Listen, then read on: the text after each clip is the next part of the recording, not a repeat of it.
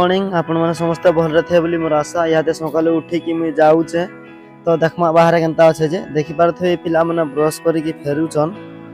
तो टिके मजा भी हे गला तापर देखुन केड़े केड़े छोट छुआ माने उठी कि ब्रश करी कि गले न घर के हला मु हाथे उठी छे।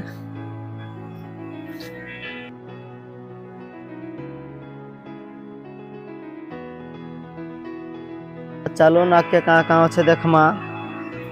देखि पारथे एटा होचे हमर गाँ मते तो बहुत खुशी लागसी। देखि पारुथे एटा बिस्कुट होतली जे कुकुर मन को दे देली मते देखले बहुत खुशी हे जैसन एति लाई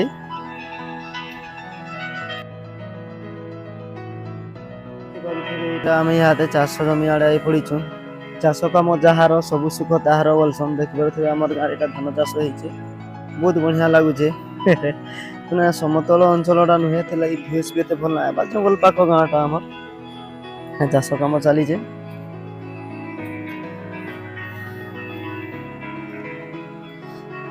तारपर पप्पा आठपटी जिमा बुलिकी केनता अच्छे नजराटा देखबे टिके तो देखि पारुथिबे एटा कपा गछ माने छोट छोट हेइचे आमे इहाते बुलिकी घर के पलामा काम अच्छे घरे टिके।